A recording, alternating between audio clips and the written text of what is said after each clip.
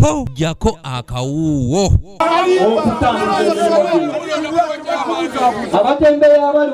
Ekibiina ekigatta ebibiina by'abatembeeyi byonna mu ggwanga ki Uganda Umbrella of Hawkers and Vendors Association kituuzizza olukuŋŋaana olw'abatembeeyi bonna mu Kampala okusala entoto ku butebe bayinza okukendeeza akanyoolagano ke babeerako enkya n'eggulo wakati waabwe n'abasirikale ba KCCA mu Kampala. Oba eddoboozi erimu naye ng'ate era tuli wamu tusobola okufuna bye twagala.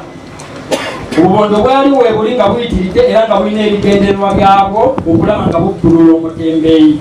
So twasalawo ne tugamba nti katugatte buli idea yonna ey'ekibiina tugiteeke mu lupapula lumu tutambule ng'abaana ab'endeemu nga buli we tugenda tuli kitole. Olukuŋŋaana luno luyindidde ku ssomero lya Nakivubo Settlement nga lutabiddwamu akulira ebikwekweto mu KCCA Kituuma Lushoke era nga yabadde omugenyi omukulu we batyo abatembeeyi ne bamwanjulira ekiwandiiko kyabwe ekirimu ensonga zaabwe ezibaluma ze bamutumye azitwalira abakulu basobole okuzekkaanya.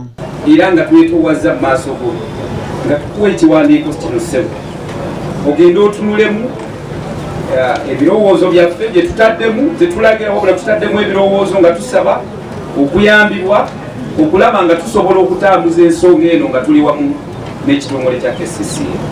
Kiyaga Sulaiman akulira abatembeeyi ku paaka enkadde ng'era yamyuka ssentebe w'abatembeeyi bonna mu ggwanga asambaza ebyogerwako nti abatembeeyi babbi n'ategeeza nga bwe bajja okunoonya ekikumi nga bayita mu kwekolera mu ddembe.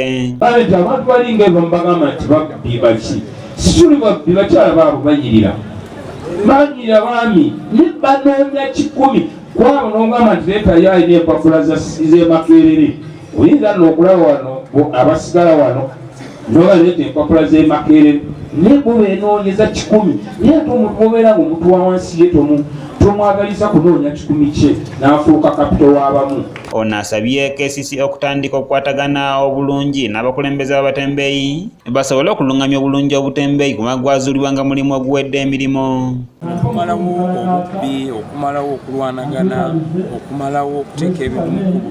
Tulina okubeera nti KCCA ng'ekwatagana n'abakulembeze b'abatembeeyi kubanga ne luli emabega bwe twabeereranga n'abatembeeyi mu paaka n'eno wansi abatembeeyi bakolagananga enforcement yatuwanga bawayo abasirikale babiri. Owinyiza Kalera omu ku bakulembeze b'ekibiina ekipya ekigatta ebibiina by'abatembeeyi annyonnyodde ku mulamwa ogw'ekibiina kino era n'alaga nga bwe kigenda okugonjoola endooli tezibadde mu batembeeyi bano. Tukole eddoboozi nga tuyita mu Federation of Kampala Vendors Workers Association.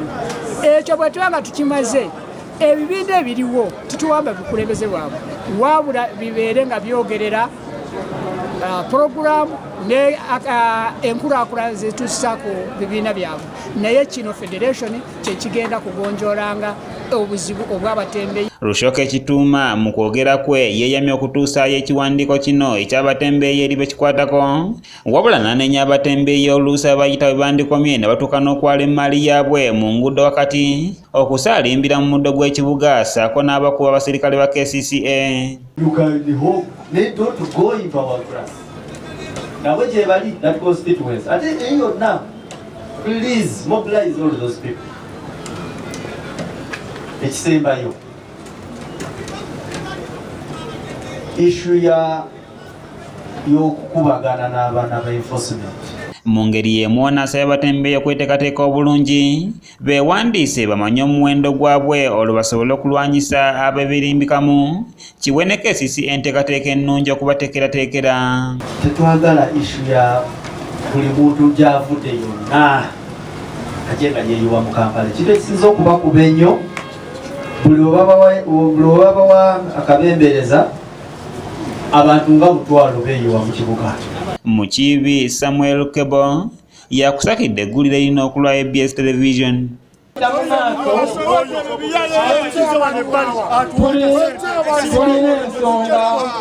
Kati kyabiri okiwa